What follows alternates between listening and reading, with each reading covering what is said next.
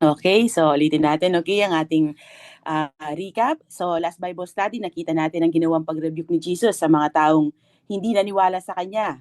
Ganon din kay John the Baptist, in a form of parable or yung analogy na ibinigay niya sa mga ito.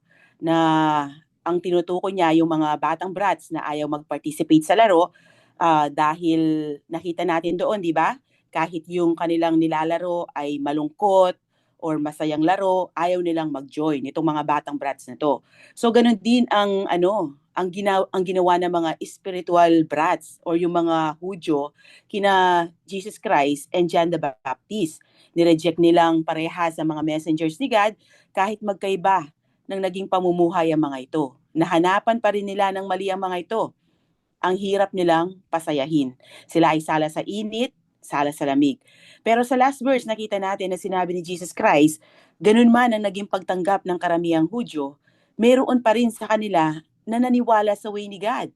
At iyon ay ang mga taong tinanggap nila na sila ay makasalanan at kailangan nila si Jesus Christ. Sila ay nagkaroon ng salvation at ang bunga nito ay transform life na makikita sa lahat ng tumanggap kay Jesus Christ.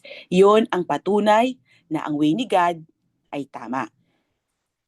Dito sa aaralin natin, ibang senaryo na ito, okay? Sa inaral natin last week. Makikita natin dito na dadalo sa isang feast or banquet si Jesus kung saan isang self-righteous Pharisee ang nag-invite sa kanya.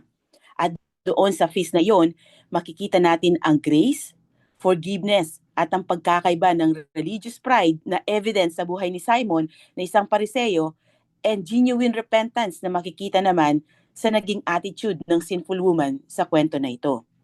So simulan na nating i-breakdown ng ating passage. So ang title ng passage natin ngayon ay Jesus Anointed by a Sinful Woman. Sa Luke 7:36-50. Sabi dito sa verse 36, then one of the Pharisees invited him to eat with him. He entered the Pharisee's house and reclined at the table. So, ibang settings na itong inaaral natin dito, tulad ng sabi ko kanina.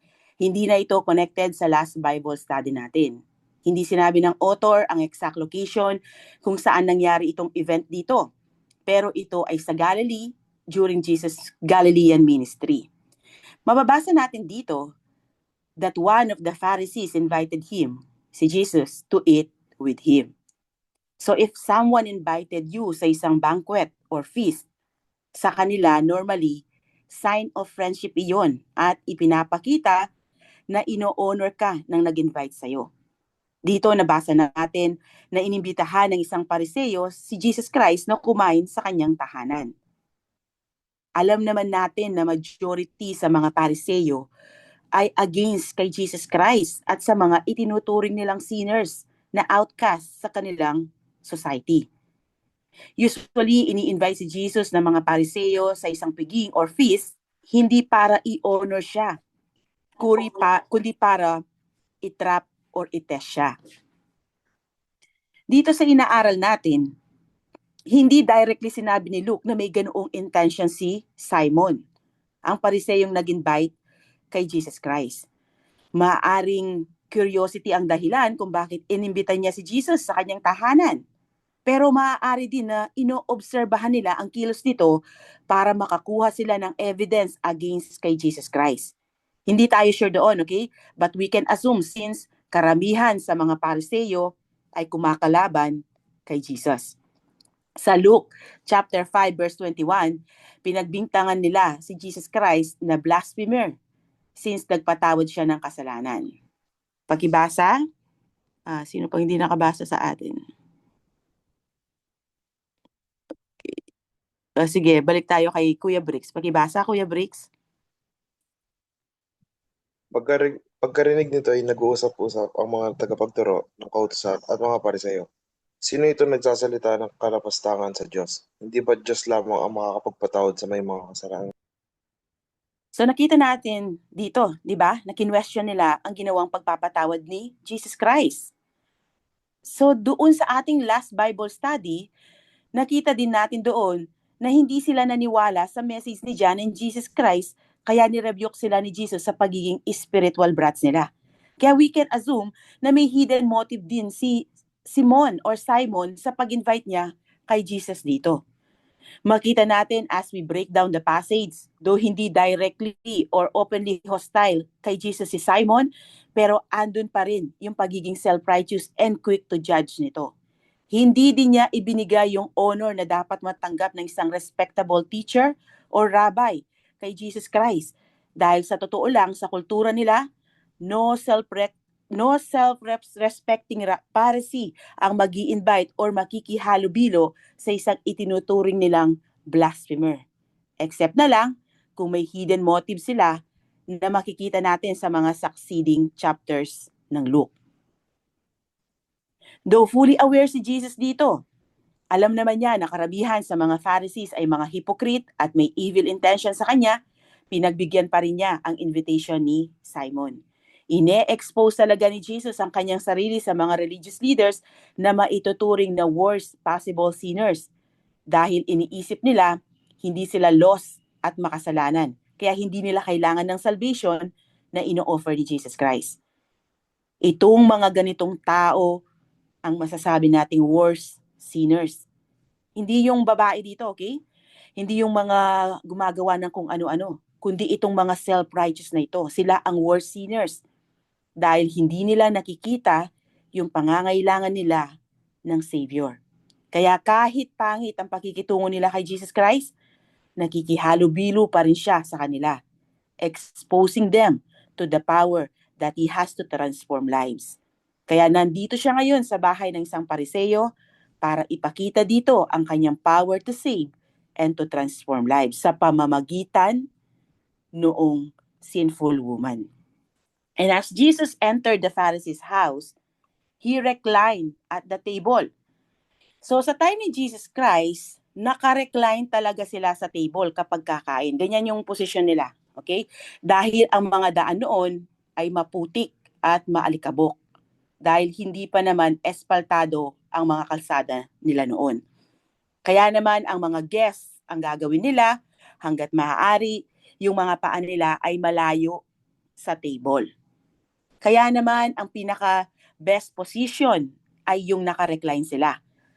Bukod sa ito ay hygienic, ito rin ang most comfortable position for a long conversation na usually nangyayari sa isang kainan. Common din sa kanila na imbitahan sa isang Sabbath meal ang bumisitang teacher o rabbi sa kanilang lugar para sa isang special banquet dahil best opportunity ito para pag-usapan ng mga current events in theological, cultural, and social issues.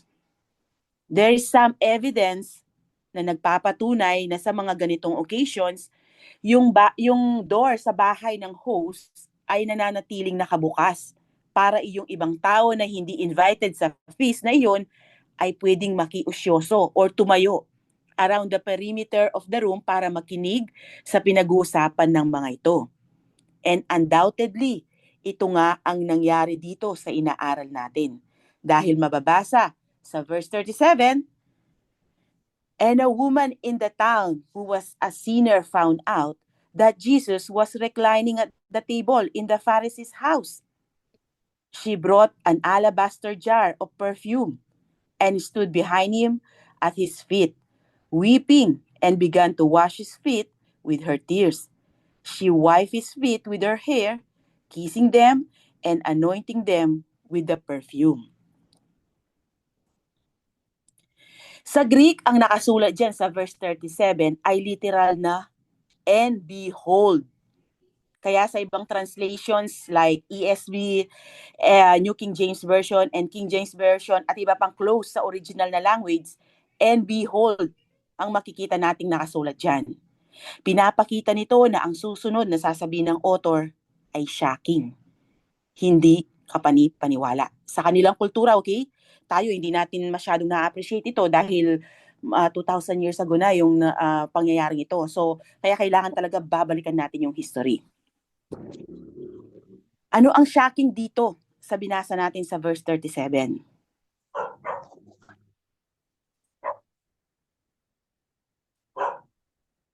Dahil mayroong isang babae na kilala sa kanilang lugar.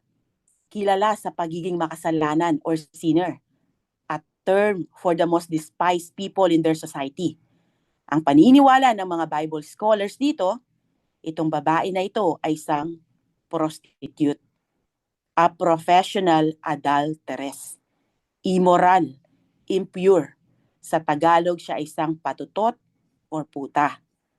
Maaaring siya ay nagbebenta ng aliw, nagpapabayad kapalit ng kanyang katawan. Pero maaari din na siya ay nakikiapid sa mga may asawa. At kilala siya sa ganoong klase ng pamumuhay. Hindi sinabi ni Luke kung ano ang pangalan ng babae na ito. Pero sinasabi ng iba na maaaring ito daw ay si Mary Magdalene. Pero hindi ito si Mary Magdalene, okay? Dahil mababasa sa chapter 8 verse 2 na pinalayas ni Jesus kay Mary Magdalene ang 7 demons at hindi sinabi doon na siya ay isang prostitute. Kung si Mary Magdalene ito, dapat pinangalanan na siya dito pa lang ni Luke, pero hindi niya ginawa, kundi inintroduce niya si Mary Magdalene sa chapter 8 kasama sa pag-i-introduce niya sa ibang kababahihan na followers din ni Jesus Christ. Madalas pinagkakamali din nila ito sa ginawa ni Mary na kapatid ni Lazarus dahil inanoint din ni Mary si Jesus sa John chapter 12. Pero hindi ito si Mary na kapatid ni Lazarus, okay? Dahil never naman tinawag sa Bible na prostitute si Mary. Madami pang dahilan kung bakit nasabi ko na hindi ito si Mary, pero hindi na natin ito itatakil dito para hindi tayo mawala sa kwento. So hayaan na lang natin na hidden ang identity ng sinful woman dito sa inaaral natin, okay? So nalaman ng babae na nasa bahay ng pariseyong si Simon, si Jesus. And knowing that the doors could be left open, kaya nagpunta doon ng babae with a specific plan in mind. At iyon ang i-anoint si Jesus Christ. Kaya she brought an alabaster jar of perfume. Hindi lang naman ang mga prostitutes sa time nila ang gumagamit ng perfume, kundi halos lahat ng babae in general ay gumagamit nito. Nakalagay ang perfume na ito sa isang alabaster jar. So itong lalagyan na ito ay napakamahal dahil nagmumula pa sa Egypt ang marble materials na ginagamit sa paggawa nito. Itong picture na nakita ko online na nasa screen natin ay nagkakahalaga ng 33,552 dirhams, more than 500,000 sa peso. Ganyan ang halaga ng napakaliit na alabaster jar. Dahil yan ay nasa 14 centimeter lang or 5.5 inches ang laki. Ganun lang siya kaliit, okay? Ganyan kamahal ang jar na yan. Ibig sabihin, kung mamahalin ang lalagyan, mas mahal ang nakalagay na pabango. So yung dalang perfume ng babae dito ay valuable. Very expensive. Ang sabi nila, more or less nasa 1 year na sahod daw ang halaga nito kung ang pagbabasihan natin ay yung presyo ng pabango na ibinuhos ni Mary kay Jesus sa John chapter 12. Pagpapakita ito ng great sacrifice sa part ng sinful woman, okay? Indicating deep love and reverence to Jesus. The woman intended to anoint Jesus' head with the perfume. Instead na gamitin yung common at less expensive na olive oil na normally ginagamit sa pag-anoint, perfume ang gusto niyang ipang-anoint kay Jesus Christ. So nag-antay siya ng tamang pagkakataon para magawa niya ito. And stood behind him at his feet. Tumayo siya sa likuran ni Jesus sa may bandang paanan. Obviously, hindi siya kaagad napansin ng mga tao sa feast na iyon. Dahil kung napansin kaagad siya ng pariseyo, magagalit ito dahil dinefile or dinumihan nito ang kanyang tahanan. Sigurado papalayasin niya ito. Kaya most likely itong banquet or feast na ito ay nangyari sa dinner time, kung saan dim ang mga ilaw na nagmumula sa mga kandila at lampara dahil wala pang electricity sa time na ito. At dahil medyo madilim, kaya hindi kaagad napansin ang presensya ng sinful woman ng mga nandoon sa feast. So habang nakatayo sa likuran ni Jesus sa may paanan nito at naghihintay ng tamang pagkakataon para magawa niya ang plano niyang pag-anoint kay Jesus, suddenly the woman was overcome with deep emotion and began weeping and began to wash his feet with her tears. Dahil nakatayo siya sa may paanan ni Jesus, yung mga luha niya ay pumatak sa mga paa ni Jesus, kaya nahugasan ng kanyang luha ang mga paa nito. Literally washing feet, Jesus' feet, okay? Hindi lang to yung parang yung maano na luha, yung parang ang tawag doon, konting luha, hindi yun, okay? Dahil ang word na wash dito ay breko, wet. Literally means to rain, okay? Hindi ito yung simpleng pagluha lang, kundi bumuhos ng gusto ang kanyang luha na tulad ng malakas na ulan. At ito ay bumabagsak sa paa ni Jesus. Dahil siguro napansin niya na hindi binigyan ng host si Jesus ng panghugas ng paa, kaya nilinis niya ang mga ito sa pamamagitan ng kanyang luha. Common courtesy sa time ni Jesus na bigyan ng panlinis ng paa ang mga guests dahil sandals ang suot nila noon at maalikabok at maputik ang dinadaanan nila. Sa mga mayayaman na household, mayroong silang naka-assign na servant na gagawa nito sa kanilang mga guests, at sa mga honorable na guests, ang mismong may-ari naman ng bahay o yung host ng feast ang siyang maghuhugas ng paa nitong honorable na guest na ito. Dito, makikita natin na hindi hinonor ni Simon si Jesus. Dahil kahit yung simple courtesy na tubig na panghugas ng kanyang paa ay hindi ibinigay nito sa kanya. Marahil sa pagtayo ng babae sa paanan ni Jesus, napansin niya iyon at iyon ang dahilan kung bakit bumuhos ang kanyang emosyon. Marahil para sa kanya hindi deserve ng kanyang Savior ang ganitong treatment. Kaya naman nilinis niya ang paa nito sa pamamagitan ng luha. And she wiped his feet with her hair. Ang ginamit niyang pamunas or pantuyo ng mga paa ni Jesus ay ang kanyang buhok. Pagpapakita ito ng kanyang deep love kay Jesus and humility to take the lowliest position na pwedeng gawin ng isang servant.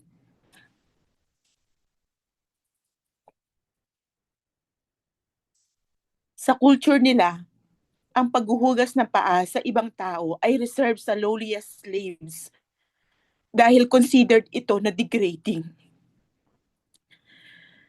Pero ang higit na ikinagulat ng mga nandoon sa ginawa ng babae was letting her hair down in public. Yung ilugay niya ang kanyang buhok in public para punasan ang paa ni Jesus. Considered ito sa kanila na indecent, even immoral. Sa kultura nila, a woman's hair was considered a symbol of dignity and was usually kept covered. Even sa time natin ngayon, pinapractice pa rin ito ng iba, especially yung mga nasa Middle East. Para sa kanila, ang paglulugay ng buhok ng babae in public ay inappropriate, shameful, disgrace, because it was associated with intimacy and immodesty. Sa kultura nila, naglulugay lang ng buhok ang babae in private at sa harapan lang ng kanyang asawa. Doing so in public could be seen as inappropriate dahil para siyang nang aakit. Kaya yung mga married women ay laging covered or tied up ang kanilang mga buhok in public as a sign of respect for their husbands. Letting it down was seen as too personal or too intimate. Kaya imagine niyo yung shock and disgust sa mukha ng mga nandoon, especially kay Simon na isang Pariseo, noong makita niya ang ginagawa ng sinful woman na ito kay Jesus Christ. But the woman was overwhelmed with deep love and emotion. Kaya hindi siya concerned sa sasabihin ng iba sa kanya. Pagkatapos niyang hugasan ng mga paa ni Jesus sa pamamagitan ng kanyang luha at pinunasan ng mga ito sa kanyang buhok, the woman began kissing them, a sign of deep affection, respect, and submission. Jews commonly greeted one another with a kiss, lalo na sa mga family members and close friends. Ganon din sa kanilang mga respectable teachers. Usually, sa kamay humahalik ang mga students sa kanilang mga teachers as a sign of honor or respect. Pero kung super close kayo ng teacher mo or friend na ang turing sa'yo, sa mukha nila hinahalikan nito, katulad ng ginawang kiss ni Judas kay Jesus Christ. Apostle Paul encouraged believers to greet one another with a holy kiss as a sign of Christian love na mababasa sa Romans 16:16. Kaya yung kissing dito ay hindi romantic kiss, okay? Ang ibig sabihin nito sa Greek ay kataphileo, kiss affectionately. Ginamit din ang salitang ito sa Luke chapter 15 verse 20 kung saan dinescribe ni Luke ang kiss na ibinigay ng tatay sa kanyang prodigal son noong bumalik ito sa kanilang tahanan. Sa Acts 20:37, ginamit din ito to describe how the elders of the church at Ephesus kissed Paul noong nagpaalam na ito sa kanila. Pinapakita nito ang deep affection na mayroon ang babae kay Jesus Christ. Then ginawa niya yung dahilan kung bakit pumunta siya sa bahay na yun. She anointed Jesus' feet with the perfume. Pinahira niya ng perfume ang mga paa ni Jesus. Instead sa ulo niya ipahid ang perfume, which is ito ang usual na pag-anoint sa tao, ipinahid niya ito sa mga paa ni Jesus. Pagpapakita ito ng lubos na paggalang at pagpapahalaga kay Jesus in the midst of those who sought only to dishonor Him. Sa kanila, ginagawa ang pag-anoint for several reasons. At isa na doon is para i-honor ang guest. Pagpapakita ito ng pagiging hospitable. The host would pour a small amount of oil on the head of an honored guest. Ito yung way nila to welcome and bless someone. Pero hindi ito ginawa ni Simon kay Jesus. Their plan was to dishonor Him. But God honored Him sa pamamagitan ng sinner na outcast sa kanilang society. Siya lang sa lahat ng andoon sa banquet na iyon ang nakakita sa totoong value ni Jesus Christ. Siya lang ang nakaunawa kung sino ba talaga si Jesus Christ. So paano natin mai-relate ito sa panahon natin ngayon? Maraming tao na kiniklaim nila na kilala nila si Jesus Christ. Pero ang totoo, hindi nila alam kung sino talaga ito. Magkaiba yung kilala mo siya sa pangalan at kilala mo siya base sa sinasabi ng Bible. At ang pagkakakilanlan ng makasalanang babae dito kay Jesus Christ base sa kanyang ginawa ay kung ano ang sinasabi ng Scripture. Kaya nagkaroon siya ng deep love sa kanyang Savior. Ngayon tignan natin ang naging reaction ng Pariseyong nag-invite kay Jesus Christ sa ginawang ito ng babae. When the Pharisee who had invited him saw this, he said to himself, "This man, if he were a prophet, would know who and what kind of woman this is who is touching him. She's a sinner." Dahil sa ginawa ng babae, maaaring malagay sa alanganin ng reputasyon ni Jesus Christ. Lalo na kilala itong babae na ito na notorious sinner. Letting down her hair, washing, kissing, and anointing his feet was a serious breach of decency. Maaari nilang isipin na baka may something going on sa kanila, kaya hindi siya nahiya na gawin ito sa kanya. But since the Lord was sinless and His character was unblemished, hindi man iyon ang pumasok sa isipan ng isang judgmental and self-righteous na Pariseyo, kahit kalaban pa ang tingin nila kay Jesus Christ. Pagpapakita ito na talagang intact ang integrity ni Jesus Christ. Kaya ang false conclusion ni Simon patungkol kay Jesus ay ang pagiging ignorante nito sa pagiging sinner ng babae. Most of the religious leaders, lalo na ang mga Fariseyo, iniiwasan nila na magkaroon ng contact sa mga taong itinuturing nilang unclean or sinners para ma-maintain nila ang kanilang religious purity. So Simon assumed that if Jesus were truly a prophet, ire-reject nito ang ginagawa ng babae sa kanya. Kaya niya nasabing, this man, if he were a prophet, would know who and what kind of woman this is who is touching him. She's a sinner. Confirmation ito kay Simon na imposibleng totoo ang kiniklaim ni Jesus na siya ay sugo ng Diyos. Para kay Simon, paano malalaman ni Jesus ang mga bagay na Diyos lang ang nakakaalam? Kung ang buhay ng babae na ito ay hindi niya alam, gayong lahat ng tao sa lugar nila fully aware na ito ay isang makasalanan. Dahil akala niya, hindi alam ni Jesus na prostitute or makasalanan ang babaeng ito. Kaya hinahayaan niya na gawin ng babae ang pag-anoint sa kanya. Isa pa, para sa kanila walang sensible religious teacher, let alone one claiming to be the Messiah or Savior, nahahayaan ang ganitong klaseng babae na hawakan siya. Simon was both disgusted sa sin na na-witness niya and at the same time satisfied dahil napatunayan niya na imposibleng maging totoong propeta ng Diyos si Jesus Christ. Simon had assumed that Jesus did not know the woman's true character. Kaya para sa kanya, hindi true prophet si Jesus. So dito na-reveal ang pagiging self-righteous ni Simon. Ang tingin niya sa sarili niya ay morally superior doon sa babae. And he doubted Jesus' discernment. Ngayon, i-address ni Jesus ang nasa isip ni Simon. Take note, nasa isip lang niya ito, okay? Hindi niya ito vinoice out.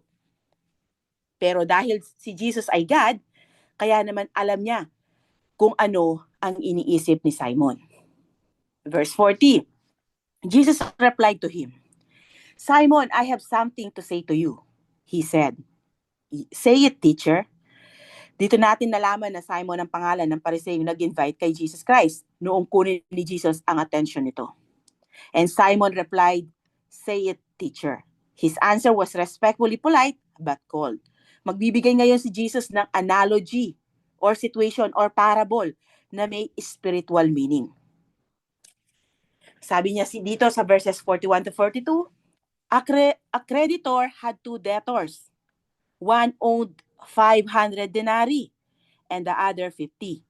Since they could not pay it back, he graciously forgave them both. So which of them will love him more? So may dalawang tao daw na nangutang. Ang isa, ang inutang niya ay 500 denarii. 500 denarii was about 1.5 year na sahod. Dahil ang denarios ay 1 day na sahod ng isang common laborer sa time ni Jesus Christ. At ang isa naman, ang amount na inutang niya ay 50 denarii. Halos katumbas ng 2 months na sahod. So 500 denarii was a huge debt. Napakalaki nito kung ikukumpara doon sa 50 denarii. Ngayon, itong dalawang nangutang na ito ay walang maibayad sa inutang nila. Magkaiba yung ayaw magbayad doon sa walang maibayad, okay? Ibig sabihin, kahit pigain sila, walang lalabas na pera sa kanila. Wala silang mapagkukuhanan ng ibabayad sa taong inutangan nila. And since they could not pay it back, he, yung nagpautang, yung moneylender, graciously forgave them both. Fortunately for both, dahil yung moneylender ay nagkaroon ng habag or mercy sa kanila. Kaya noong hindi sila makabayad, he graciously forgave them both. Yung ginamit ni Luke dito na term sa graciously forgave or sa ibang translation, canceled. Though itong term na ito was in a business sense, pero may theological meaning din ito dahil ang Greek word nito ay charizomai, which means to show favor or kindness, to give freely, bestow, forgive freely of debt, or to grant forgiveness. It is used in a theological sense to describe the forgiveness that God grants believers in Christ. Napaka-generous ng moneylender dito sa kwento, ano? Dahil pinatawad sila sa kanilang mga utang. Pero sa ginawa niyang ito, sinalun niya ang utang ng dalawa na ito. Hindi ito basta nabura lang or parang nailista sa tubig, kundi sa ginawang pagpapatawad ng moneylender dito sa dalawang umutang sa kanya, siya ang nawalan. Dahil yung 550 na ipinautang niya sa dalawa na ngayon ay hindi na niya pinabayadan, ito ay forever lost na sa kanya.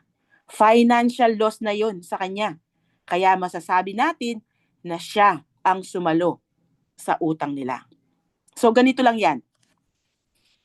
Kung ako ay may 1,000 pesos at pinahiram ko ang anak ko ng 500 and then hindi siya makabayad kaya hindi ko na pinabayadan ito sa kanya.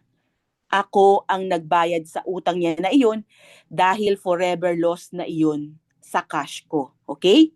So in other words, the debt doesn't just disappear. It absorbed by the one who forgives it. It is a personal sacrifice, okay? Doon sa nagpatawad. Maging totoong utang man yan o sa kapatawaran ng kasalanan, yung nagpatawad ang sumalo sa utang or pagkakasala ng pinatawad. So this parable shows how forgiveness always comes at a cost. Just as the moneylender took the loss upon himself, God forgives our sins by taking the cost upon himself through Jesus' sacrifice on the cross.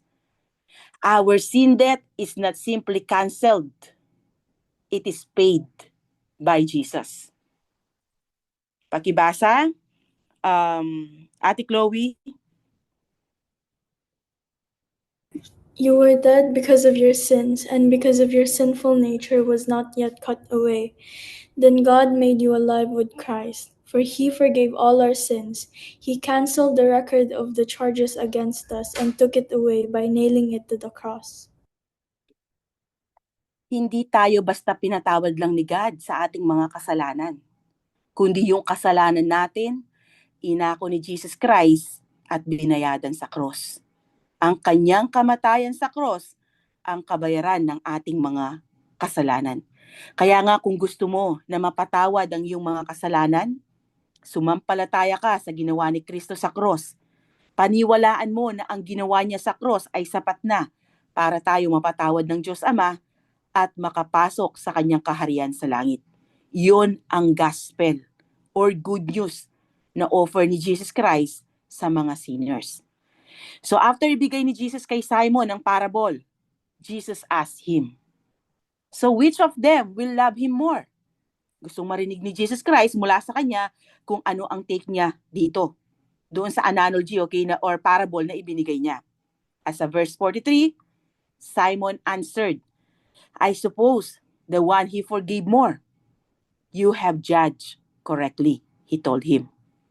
Hesitate pa siya na magbigay ng straightforward na sagot dahil ang sabi niya, I suppose the one whom he forgave more. Napakasimple lang naman ng ipinupunto ng parable, di ba? Imposibleng hindi niya makuha ang point ni Jesus dito. Kaya maaaring sarcastic siya sa kanyang sagot dito because the answer to the Lord's question was obvious. Maaaring nag-iingat lang din siya dahil baka mapahiya siya kung mali ang ibigay niyang sagot. But he got it right. Kaya ang sabi ni Jesus sa kanya, you have judged correctly. Tulad ng sabi ko kanina, the principle was simple and obvious. Whoever is forgiven the most will love the forgiver the most. Great love comes from great forgiveness. And then in-apply ni Jesus itong parable na ibinigay niya sa kanilang dalawa ng babae. Ipapakita niya kay Simon ang contrasting behavior nila ng sinful woman. Makikita yung lubos na pagmamahal ng babaeng makasalanan kay Jesus na taliwas naman sa cold and indifferent attitude ni Simon sa kanya. Turning to the woman, he said to Simon, do you see this woman? I entered your house. You gave me no water for my feet. But she, with her tears, has washed my feet and wiped them with her hair. You gave me no kiss, but she hasn't stopped kissing my feet since I came in. You didn't anoint my head with olive oil, but she has anointed my feet with perfume. Yung ipinakitang pagmamahal ng babaeng makasalanan kay Jesus ay patunay ng kanyang transformed life. She loved Jesus much because she had been forgiven much. And then, kung mapapansin nyo, ipinakita ni Jesus kay Simon ang magkaibang pagtanggap nito at ng sinful woman sa kanya. Do you see this woman? I entered your house. You gave me no water for my feet, but she, with her tears, has washed my feet and wiped them with her hair. In contrast sa ginawa ng sinful woman, Simon had insulted Jesus. Dahil kahit yung common courtesy na pagbibigay ng tubig, tulad ng sabi ko kanina, para mahugasan ang mga paa nito, ay hindi niya ginawa. Then Jesus continues, you gave me no kiss, but she hasn't stopped kissing my feet since I came in. Simon also failed to greet Jesus with the customary kiss na common practice sa kanila. He also failed to anoint Jesus with an expensive or cheap olive oil na common na ginagawa sa mga honorable guests nila. Kaya ang sabi niya sa 46, you didn't anoint my head with olive oil, but she has anointed my feet with perfume. Yung sinful woman, hindi lang basta cheap olive oil ang ginamit niyang pang-anoint kay Jesus Christ, kundi mamahaling pabango. Malinaw that the sinful woman, despite her reputation, treated Jesus far better than Simon did. And this exposed Simon's spiritual blindness. He thought he was righteous, yet he lacked basic love for Jesus. Ang tanong ko ngayon, sino kayo sa dalawang tao na yan? Si Simon na self-righteous at walang pagmamahal kay Jesus? O ang sinful woman na punong-puno ng pagmamahal sa kanyang Savior dahil sa ginawa nitong pag-ako sa kanyang kasalanan? So magandang pagbulay-bulayan natin to, okay? Ngayon, sa next verse, ibibigay ni Jesus ang conclusion or reason kay Simon kung bakit ganoon ang ginawa ng sinful woman sa kanya. Kaya sabi niya sa verse 47, therefore, I tell you, her many sins have been forgiven. That's why she loved much. But the one who is forgiven little, loves little. Perfect tense verb ang ginamit ni Jesus dito. He described an action completed in the past with continuing results in the present. Doon sa pagsasabi ni Jesus na have been forgiven, pinapakita nito na bago pa ang pagpunta ng sinful woman dito sa bahay ni Simon, siya ay napatawad na sa kanyang mga kasalanan at patuloy na pinapatawad sa kanyang mga kasalanan at gagawin pa niyang mga kasalanan, okay? Ibig sabihin, tinanggap na niya ang kapatawaran na ino-offer ni Jesus sa mga sinners like us. At itong pagpunta niya sa bahay ni Simon, ang nakita niyang chance para ipakita ang kanyang gratitude and love sa taong nagpatawad at sumalo sa kanyang mga kasalanan. Dahil dadalhin lahat yun ni Jesus Christ sa cross. Sa pagsasabi ni Jesus, her many sins have been forgiven. That's why she loved much. But the one who is forgiven little, loves little. Very direct yung meaning nito, di ba? Kumbaga, self-explanatory na ito. Alam ng sinful woman na marami siyang nagawang kasalanan. Kaya noong patawanin siya ni Jesus, she showed great love by washing, cleaning, kissing, and anointing his feet. Kaya napakahalaga na malaman natin kung gaano kabigat ang kapalit sa ginagawang pagpapatawad sa atin ni Jesus Christ. The more we realize how much Jesus has forgiven us, the more we love Him. Baka naman sabihin nyo, hindi naman ako kasing sama ng babae na to.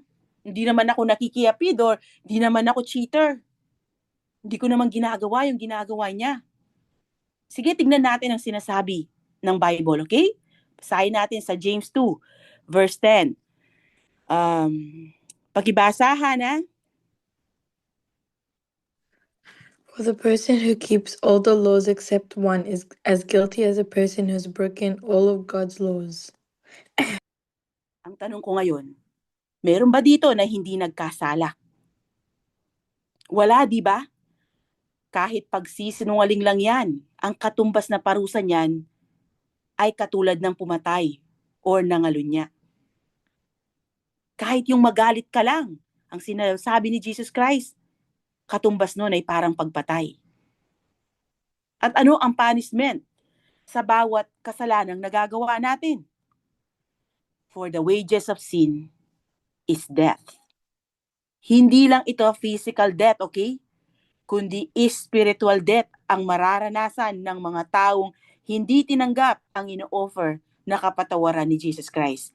Ito yung second death na sinasabi sa Book of Revelation. Sabi niya, blessed and holy are those who share in the first resurrection. Ito yung mga tumanggap sa ino-offer na salvation ni Jesus Christ. Kaya sila nas-resurrect, nagkaroon ng eternal life, okay? For them, the second death holds no power. Wala na daw kapangyarihan yung second death sa kanila. But they will be priests of God and of Christ and will reign with Him 1,000 years. So, ang eternal punishment ng ating mga kasalanan ay second death sa lake of fire, okay? Forever and ever, ikaw ay magdurusa sa lake of fire. But the good news, hindi mo kailangang maranasan iyon. The free gift of God is eternal life through Christ Jesus, our Lord. Kung buong puso kang sasampalataya kay Kristo at ipapahayag ng iyong mga labi na si Jesus ay Panginoon, na siya'y muling binuhay ng Diyos, ikaw ay maliligtas. Kaya believe, okay? Believe in what Jesus did on the cross. Dahil si Jesus lang ang way para tayo mapatawad sa ating mga kasalanan. So balik tayo ngayon kay Simon. Si Simon ay isang Pariseo who thought he was better than this sinful woman. He didn't show love or gratitude kay Jesus dahil hindi naman niya itinuturing ito na kanyang Savior. Kaya ngayon, alam na natin kung bakit ganoon ang pagtrato niya kay Jesus Christ. Kahit yung bare minimum na courtesy, hindi niya ibinigay dito. Then, humarap si Jesus sa sinful woman. Then he said to her, your sins are forgiven. Jesus reaffirmed to the sinful woman that her sins had already been forgiven.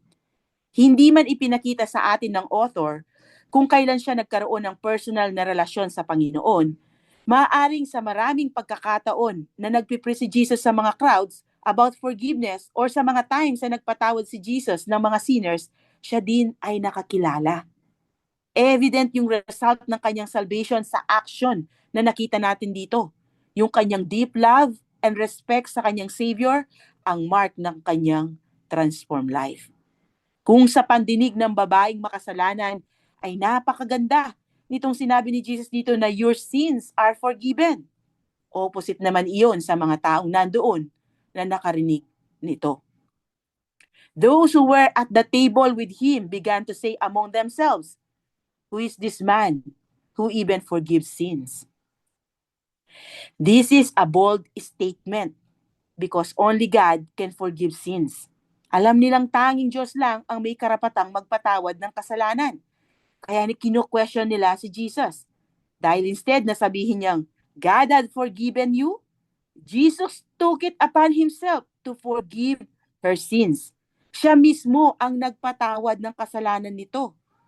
Jesus was making a divine claim here na siya ay Diyos at hindi lang basta propeta ng Diyos.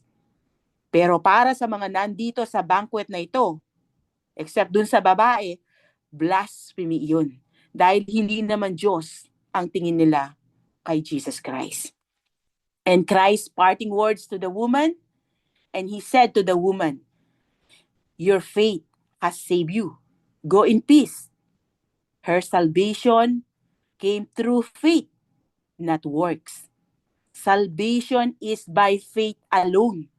Yung faith niya kay Jesus Christ ang nagbigay sa kanya ng kapatawaran sa kanyang mga kasalanan at hindi yung ginawa niya. Ephesians 2 verses 8 to 9. Pakibasa, Rain.